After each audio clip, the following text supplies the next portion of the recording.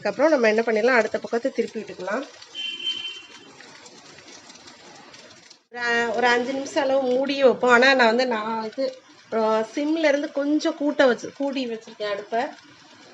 அது நல்லா அந்த நம்ம எண்ணெயில் பொரிக்காமையே நல்லா ஒரு மொறுமொறுப்பு தன்மை நமக்கு வேணும் அப்படின்னா நம்ம என்ன பண்ணிடலாம், கொஞ்சமாக சிம்மில் வச்சு, அதான் லைட்டாக சிம்மில் வச்சு மூடி வச்சிட்டோன்னா அந்த மொறுமொறுப்பு தன்மை நமக்கு கிடைக்கும். நான் அதனால தான் அந்த மாதிரி பண்ணி வச்சுருக்கேன்.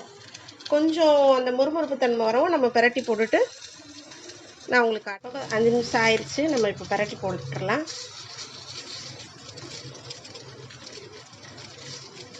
இதுவே எண்ணெயில் போட்டு எடுத்தால் நம்ம இவ்வளோ பக்குவம் பண்ண தேவையில்லை. ஆனால் நம்ம எண்ணெயும் ரொம்ப சேர்க்கக்கூடாது. அதேமாதிரி நம்ம ஹெல்த்தியாக சாப்பிடணும் அப்படின்னா இந்த மாதிரி பொறுமையாக சிம்மில் போட்டு தான் நம்ம பண்ணணும். அப்போ தான் நமக்கு நல்லா ஆரோக்கியமாக சாப்பிட முடியும்.